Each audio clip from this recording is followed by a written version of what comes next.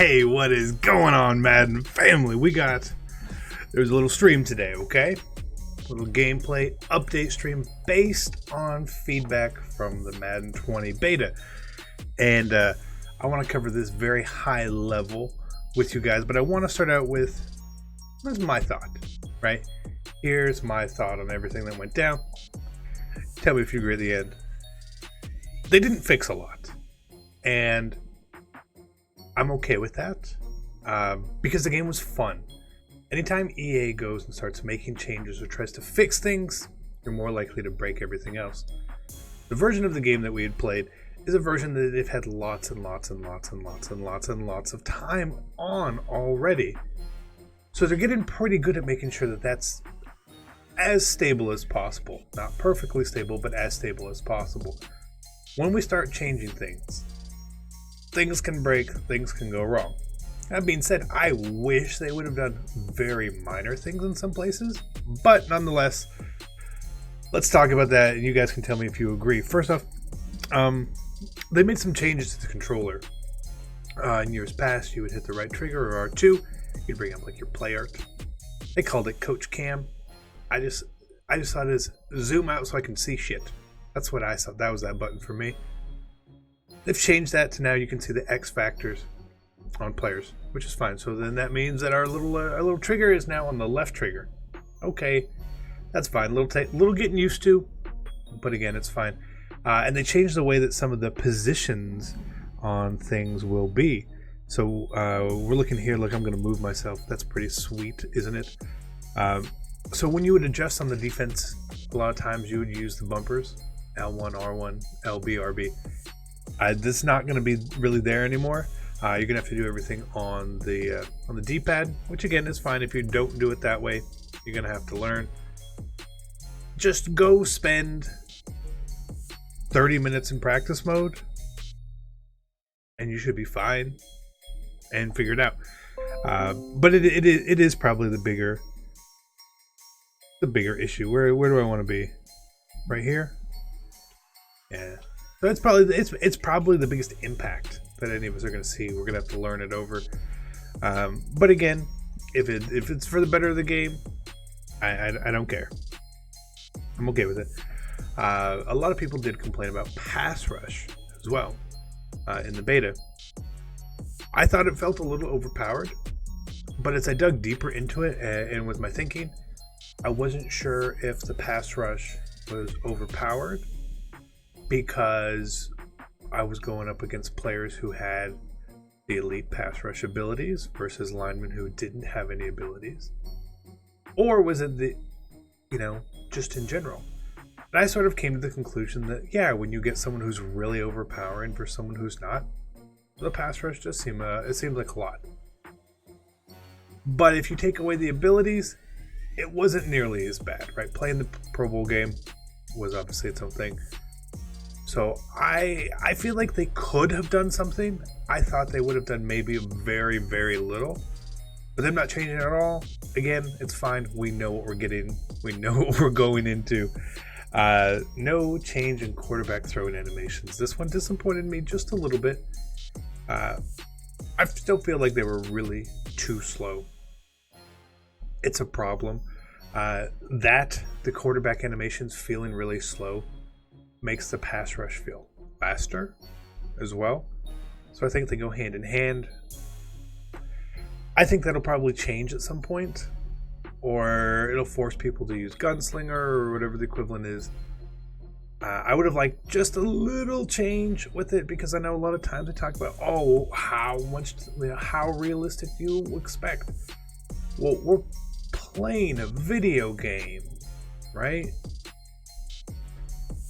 I don't need, the average arm release is this. Well, I don't give a damn what the average arm release is. I don't care. I want the game to feel fluid. The slow throwing animations didn't feel fluid. That's probably going to be a little gripe for me.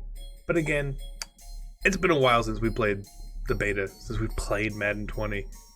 Once we actually get in on it again, maybe I'll feel different, so we'll hold our bar on there. They didn't change fumbles to arcade or competitive. They did change them in sim.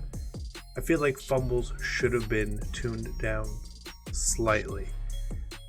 Running backs and receivers fumbling. It's such a crapshoot. Maybe you get on the wrong end of the dice roll, the RNG, in certain games, and it feels like you're getting piled on.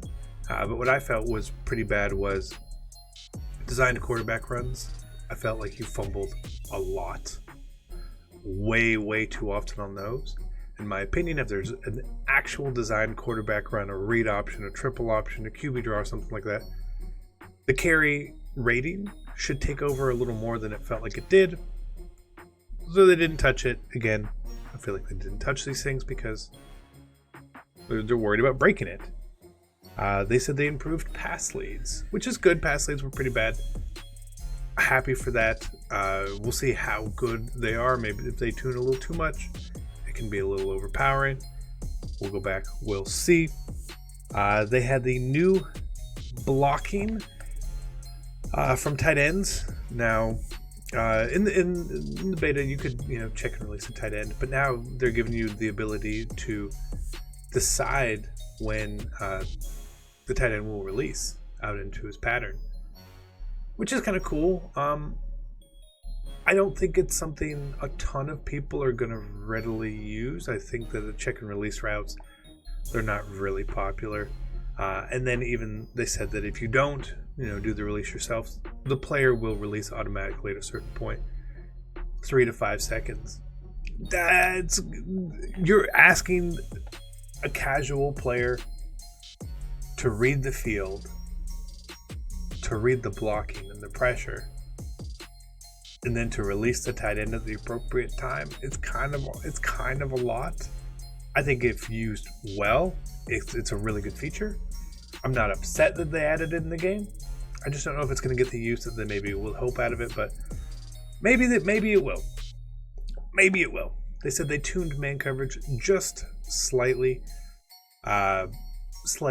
down, guarding the corner routes and post routes a little less, specifically for when people have abilities.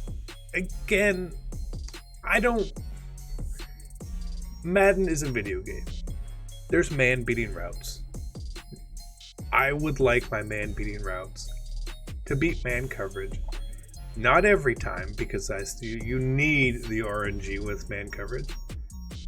But just to be better in general, not, oh no, now I want to run corner routes. I have to be a corner route specialist.